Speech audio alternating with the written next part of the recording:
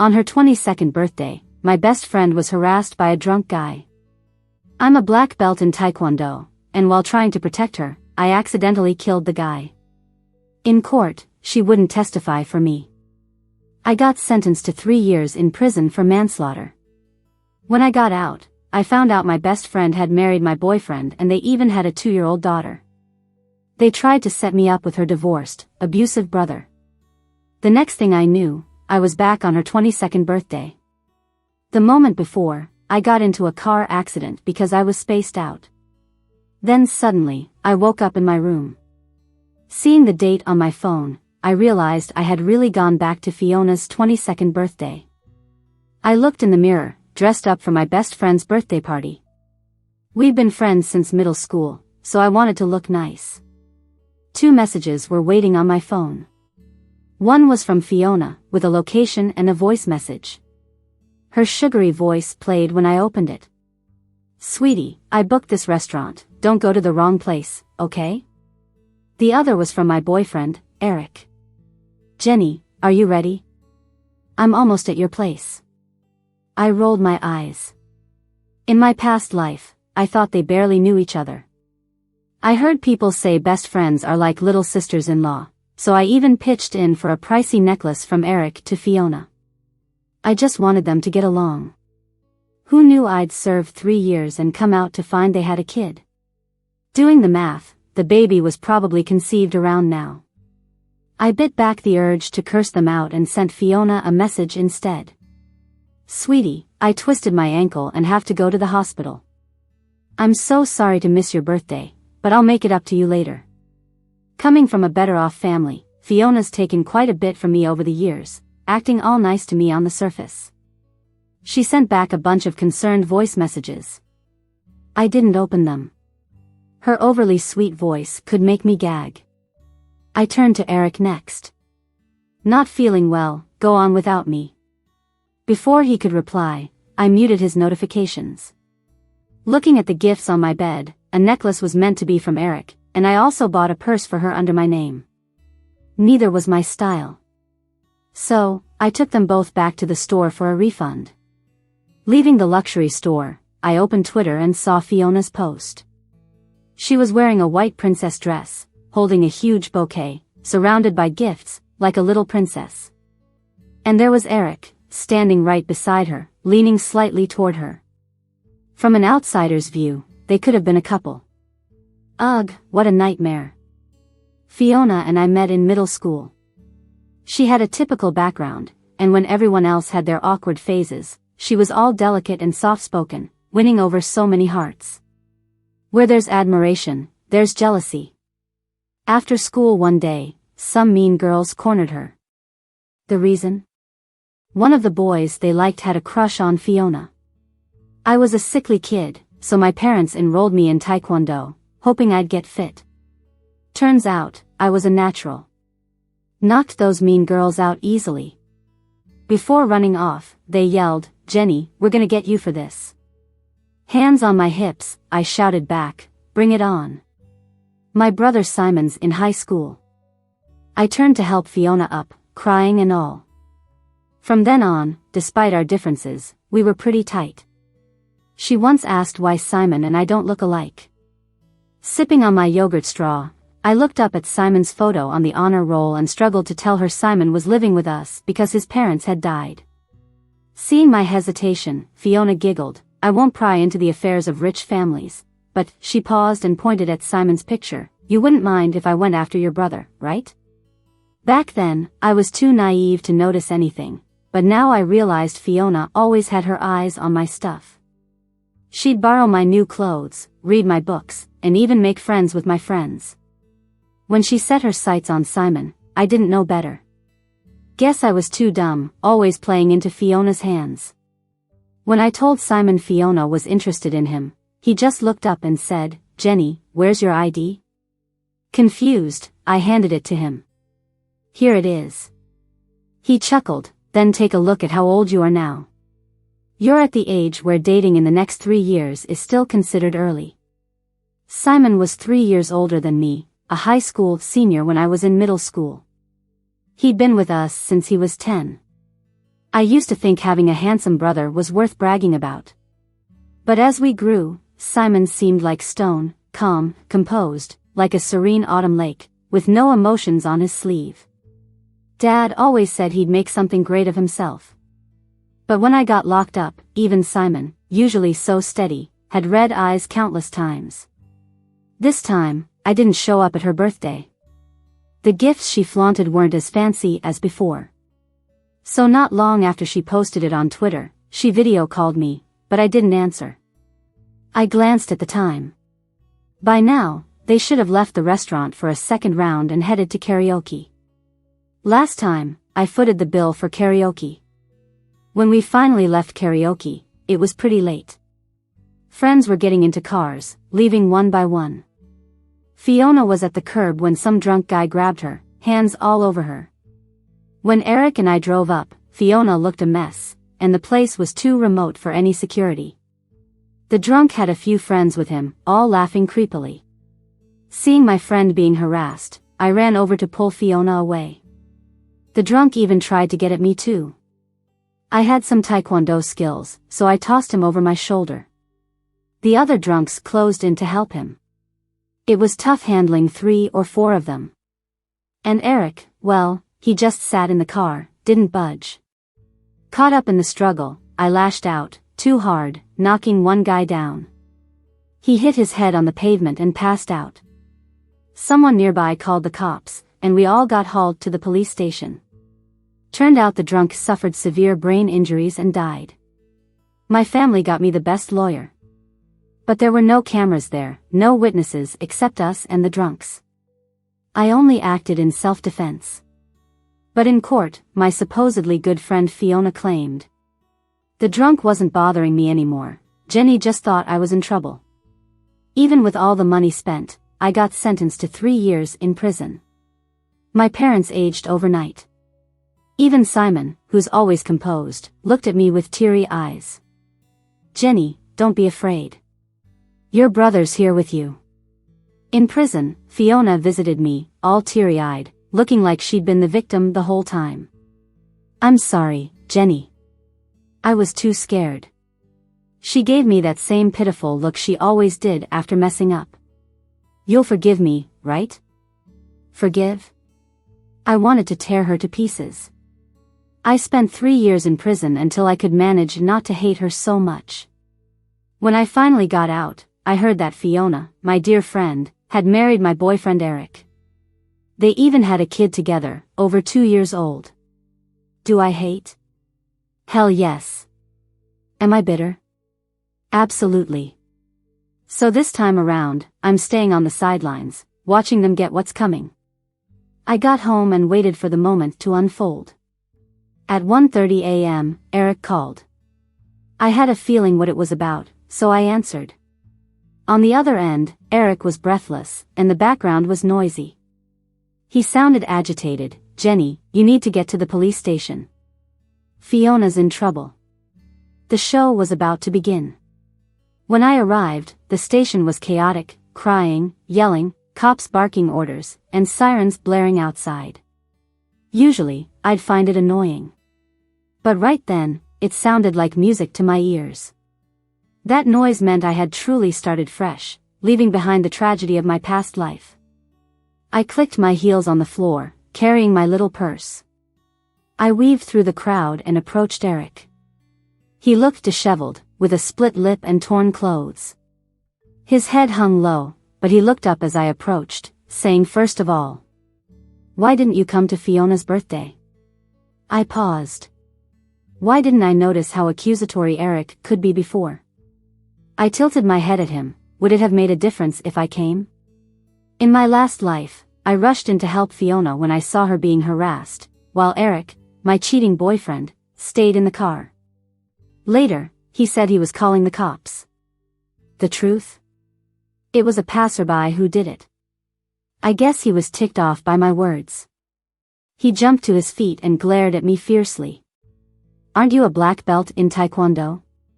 You beat up a thug with Fiona before, didn't you? If you had been there this time. If I'd been there, I'd be the one getting assaulted, harassed, messed with. And you wouldn't be sad then, right? Eric hesitated, his bravado dying down. He looked at me, shocked. Do you know? I smiled. What do you think? I was done dealing with Eric and followed a policewoman to find Fiona. She looked even worse than Eric. Clothes torn to shreds, covered by what the police found. Curled up on a bed, her expensive curls now looked like a mess. Red-eyed, her fair skin marked with telltale signs. Tears fell as if she were truly pitiful. The policewoman told me Fiona and company left karaoke and ran into drunks. Attacked, Eric called the cops only after Fiona was dragged into an alley. He then grabbed a brick and bashed a guy's head. The drunk's now in ICU, critical. When she finished, Fiona looked up at me, her voice soft, Jenny. But I didn't rush to hold her like before. I stood my ground. She seemed puzzled. The policewoman sensed something was off and quietly slipped out. Why are you standing so far away? Fiona asked. I kept a straight face. I just came to check on you guys, don't think I can be of much help. Just wanted to make sure you're okay, and then I'll head home. It's pretty late now. I said it politely enough. Honestly, I'm here for the drama. Fiona's face changed, disbelief mixed with a hint of blame. Jenny, what do you mean? Aren't we friends? How can you be so cold when I'm like this? I never thought you'd be that kind of person.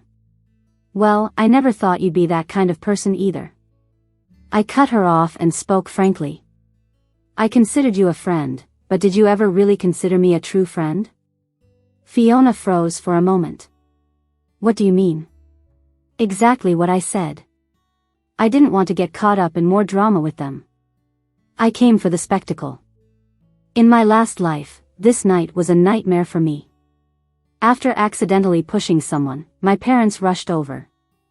My mom, who had been graceful her whole life, collapsed in tears upon hearing I might go to jail, both her and my dad's hair turning gray overnight. I got detained by the police while my parents cried outside. But Fiona, whom I had helped, stayed in the corner, not even a word of comfort for my parents. Eric stood by Fiona, offering my parents some token comfort before leaving with her. Looking back, that night, they probably didn't return to school but got a room somewhere. I was left as the biggest scapegoat. Now, coming back to this night, I saw in the family group chat pictures of my parents at a restaurant, beaming with happiness. This life, I'll hold on to my happiness tightly. As I turned to leave the police station, Fiona and Eric's parents showed up. We brushed past each other. They turned to look at me, maybe wanting to say something, but they followed the police when prompted. I stood outside and looked back at the busy police station. All the hurt I went through last life, they'd pay back 100-fold this time around. News of Fiona being dragged into an alley by a drunk broke across the school that very night. The next day, when I went to class, I overheard some girls talking about something.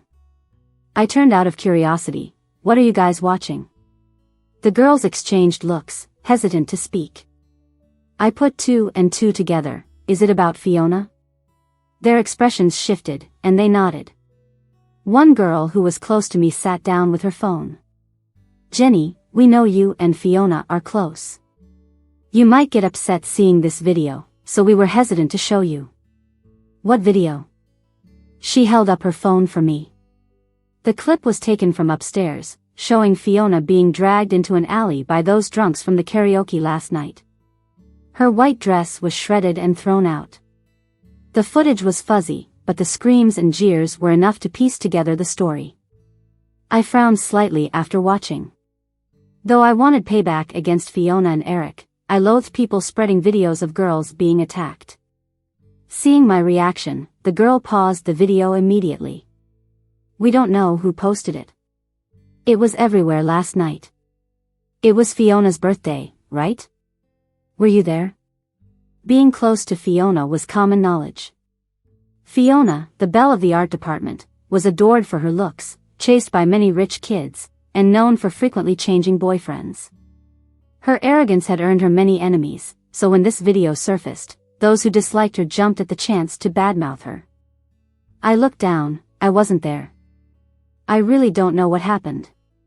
Though I disapprove of spreading such videos, I can't forget what Fiona's actions led to in my last life. I will never forgive her. I told the girls, from now on, you don't have to hold back with Fiona stuff around me. We're no longer friends. The breakup of old friends was a hot topic bound to fuel gossip for a while. Eric and Fiona didn't show up at school that day. After texting Eric to break up, I blocked both of them.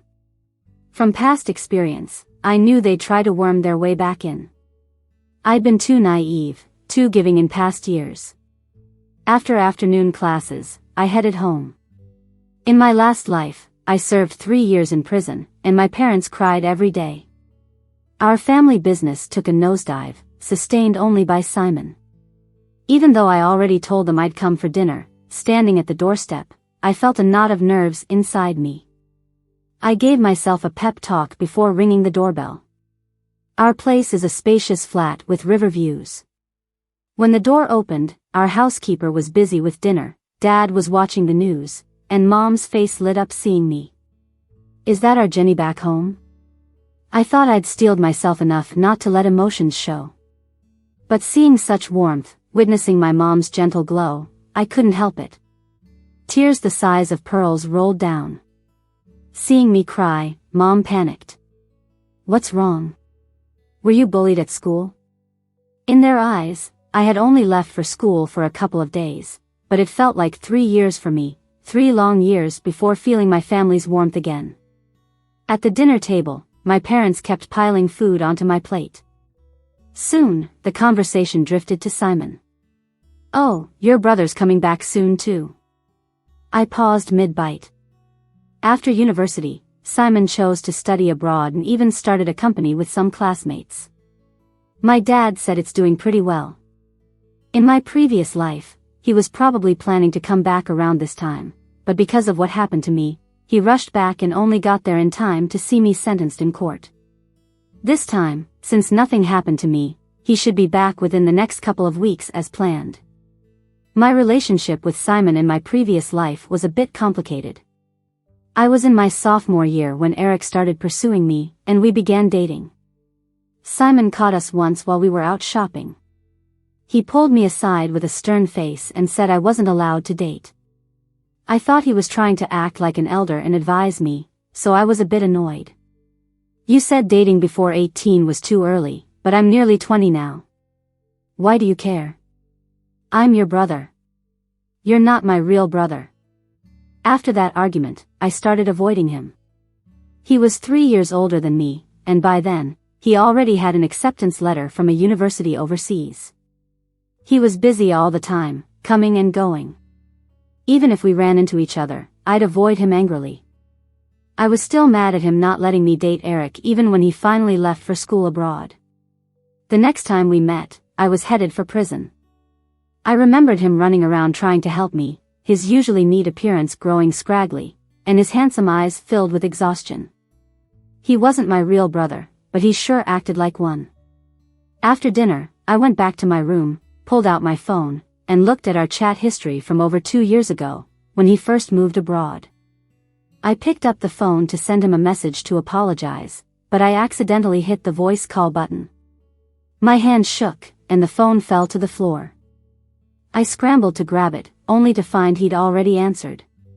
A clean voice came through, "Hello?" I froze, too scared to speak. Simon called out again, "Jenny." Hearing his familiar voice, my nose tingled. When I spoke, my voice was already trembling, "I'm here." He seemed to notice my tone, his voice warming, like a calm lake stirred by a breeze. What happened? Did something go wrong? I sniffed, looking at a photo of us on my desk when we were kids. I was looking at the camera while young Simon stared at me. Then I said, across the Pacific and several time zones, "Simon, I miss you." After blurting that out, I shamefully tossed the phone aside. Simon's parents and mine were family friends. When my parents' business failed, and no one else would help, Simon's family stepped up. When Simon was 10, his parents ran into business troubles and died in a car accident. My parents went to Simon's villa to bring him back from those pursuing debts. When he first came to live with us, Simon wouldn't speak or eat, and my parents didn't know what to do. I kept pestering and cajoling him until he started talking. The first thing he ever said to me was, "Can you be quiet for once?" During our teenage years, when everyone was crushing on classmates, I embarrassingly blushed for Simon. Realizing this, I slapped myself on the face. "Jenny, have some shame. He's living here out of necessity, and you can't help but have a crush on him." Later, after learning some biology, I understood that it was normal to develop feelings for the opposite sex during adolescence. I gradually came to terms with it, sometimes openly complimenting him after staring, "You're good looking." Aside from Eric, my relationship with Simon was pretty good. A few days went by, and neither Fiona nor Eric showed up at school, but the rumors about them were flying. Fiona used to be pretty high profile, but now that she's in trouble, those she oppressed are reveling in it. When I walked into class, everyone was whispering. After I came in, they exchanged glances and slowly fell silent. Once I sat down, a guy, who I usually got along with, turned around to face me. "Jenny, did you really have a falling out with Fiona?" I nodded. He asked, "Over what?" I couldn't explain how much Fiona screwed me over in my past life, and I hesitated. The girl sitting nearby said, "What else?" She finally saw Fiona for who she really is. That one sentence seemed to open the floodgates.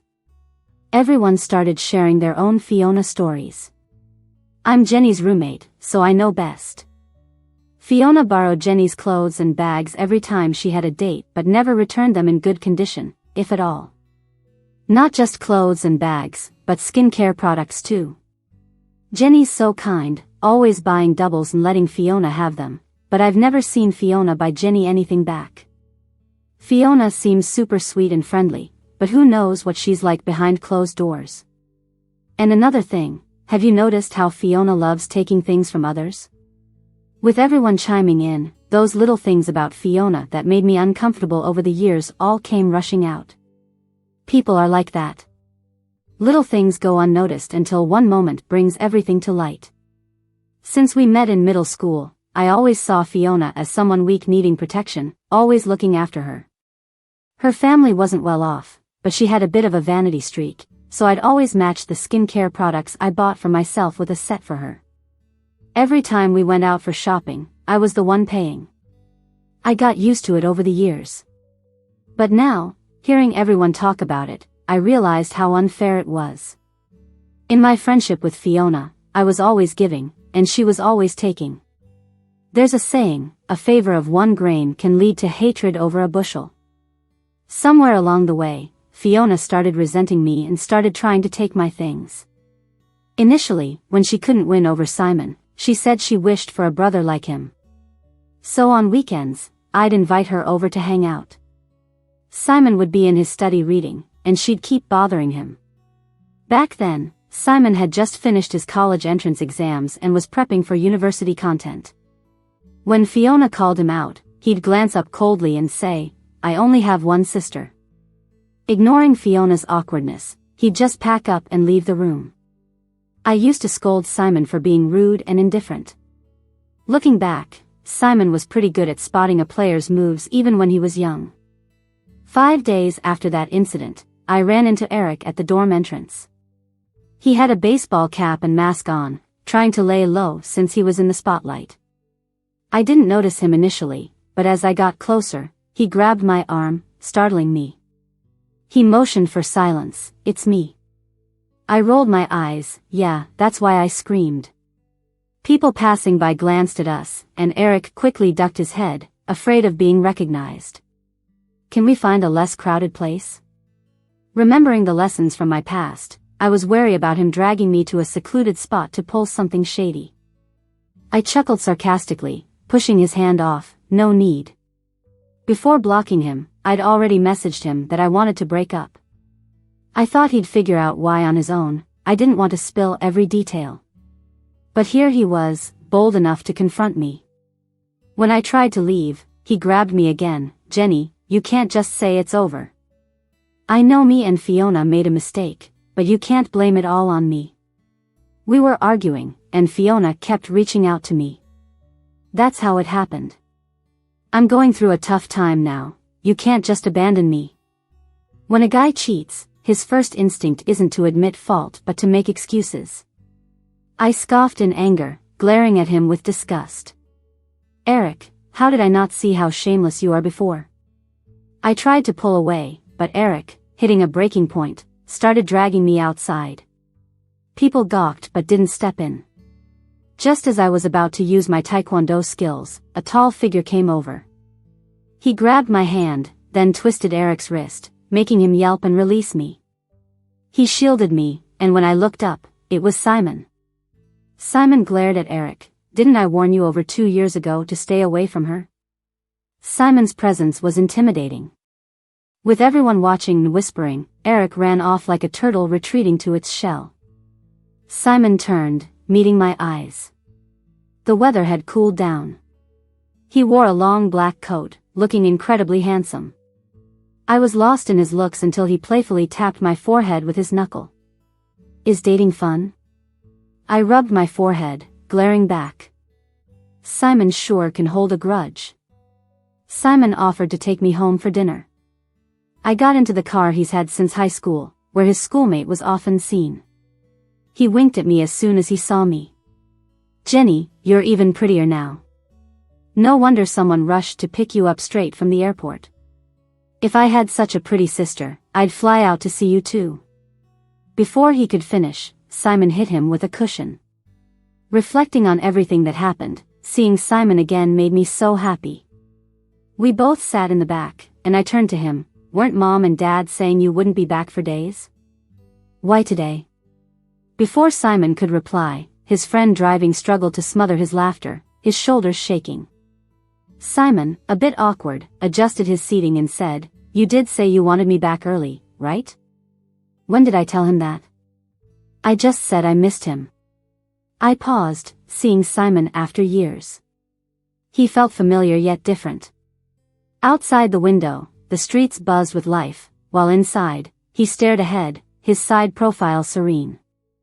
In that quiet, confined space, my heart started racing. I turned to pretend to play on my phone. Googling, I typed, Can you randomly have a strong interest in the opposite sex after puberty? Watching the family together brought tears to my eyes, trying to hide it from Simon, who might misunderstand. After dinner, back in my room, Simon knocked and, with permission, walked in. He looked me over before asking, Still upset over breaking up with that jerk? I sat on the window ledge, Simon at my desk, our eyes met, and my heart weirdly sped up, so I looked away. No.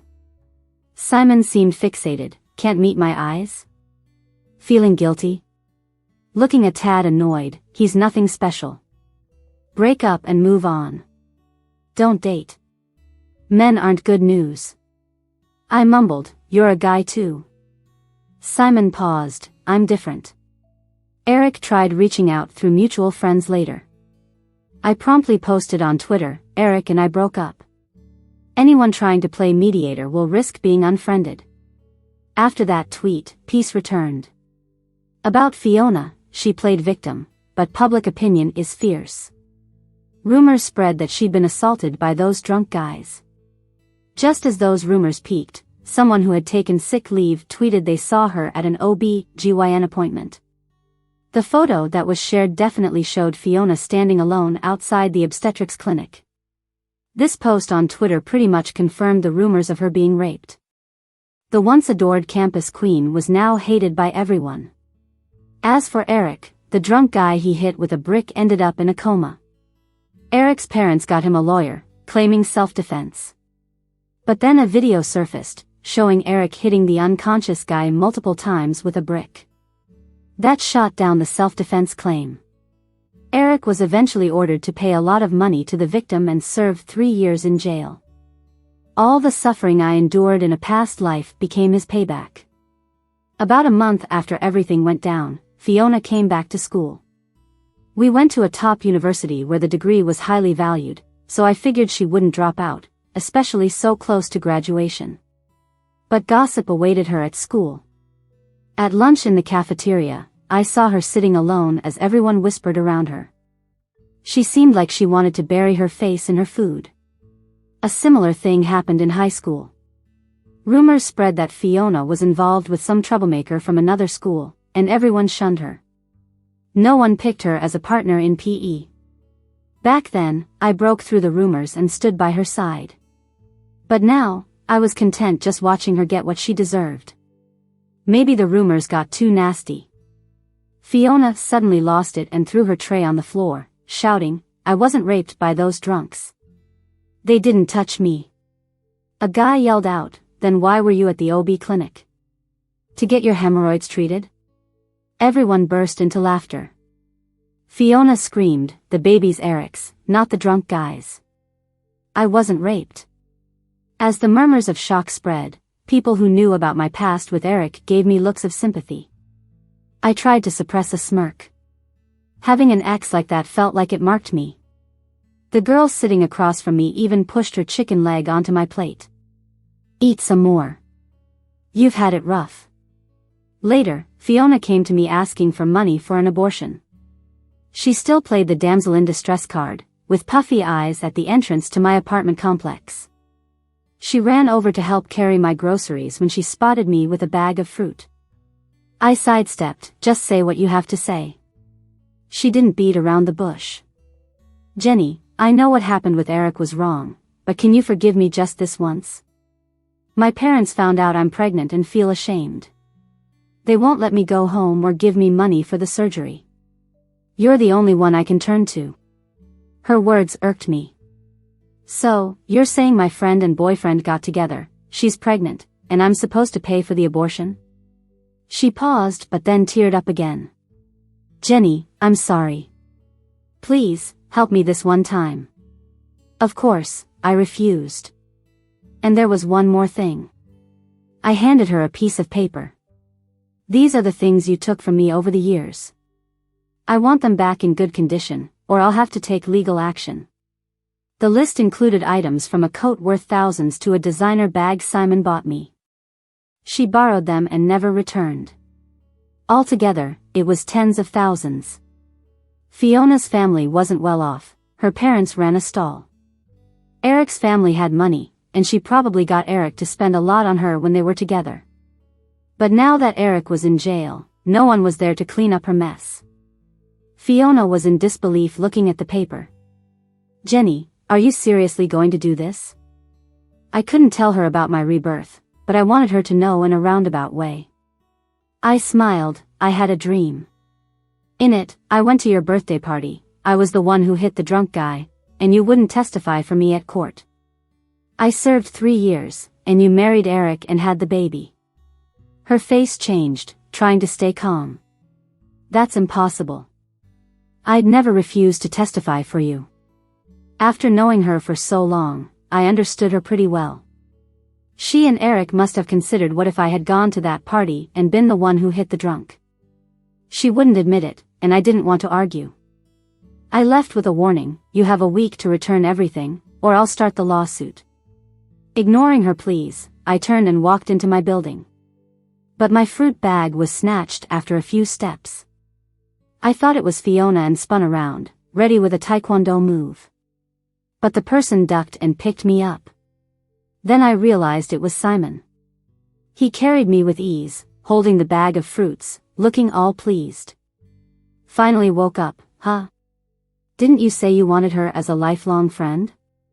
I guess Simon overheard everything. I fessed up, "That was because of the dream." "What else did you dream about?" "My folks were crying a river because of me." "Anything else?" "I dreamt about you." "And?" "You were crying too." Simon stopped walking and set me down. Under the dim, romantic streetlight, we locked eyes. "So, the other day when you said you missed me, that was because of the dream? Not something else?" Maybe it was the intimate breeze or his gentle gaze, but I discovered a new feeling. He came back from abroad early after I said I missed him. He didn't even go home first, dragging his suitcase straight to my school. There were his classmates' whispers, the way I avoided eye contact when facing him after adolescence. Maybe after the last life's life and death, my courage grew. Simon, if I chased you, would my folks lose it and break my legs? Jenny. His expression suddenly got serious. Who told you to say such things? His serious face startled me. What's with the look? I just realized I've kinda always liked you but always thought of you as my brother. If you're not interested, I'll stop saying I like you. Why so fierce? He said, you can't just kinda like me.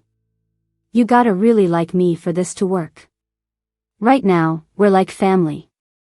But if we start dating and you stop liking me, we'll not only lose the relationship but also lose a close family bond. So, you gotta be really sure. Really sure? Seeing my hesitation, he gently tapped my forehead. I'll give you time to think about it. Once you're sure, I'll talk to our parents. Later that night, when my parents were asleep, I sneaked into Simon's room. He was still working on his computer, so I just sat on his bed. I want to ask you something. Without turning around, Simon kept typing. What's up? Remember that senior who gave me a love letter for you during your senior year of high school? Whatever happened with her? Back then, I had a small crush on Simon. But everyone thought of me as his little sister. Plenty of girls even gave me treats to pass on their letters to him. There was this one girl, the most memorable one, our high school's homecoming queen. She was an art student with long, curly hair, looking like a princess.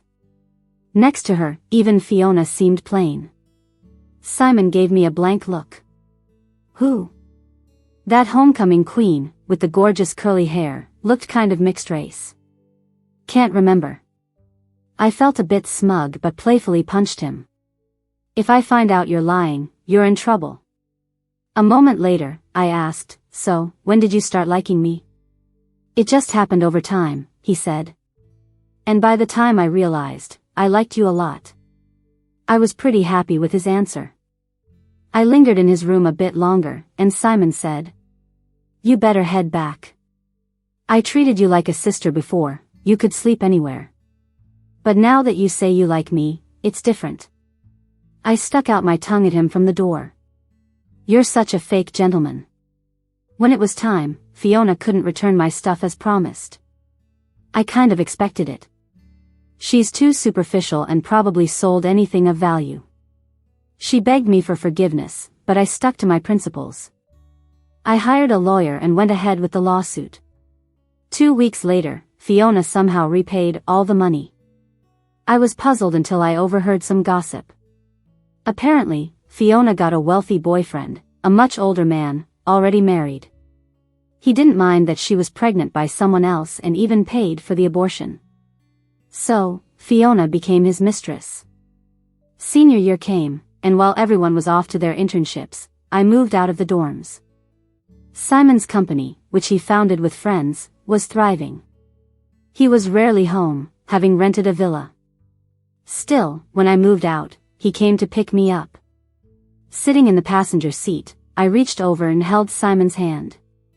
Simon, I've decided. I really like you and want to be with you for a long time. He paused, then smiled. Okay. As for convincing our parents, I knew Simon would handle it. In my past life, I was in such a rush and didn't notice that such a wonderful person was always there, loving me. This time, I won't let go of him.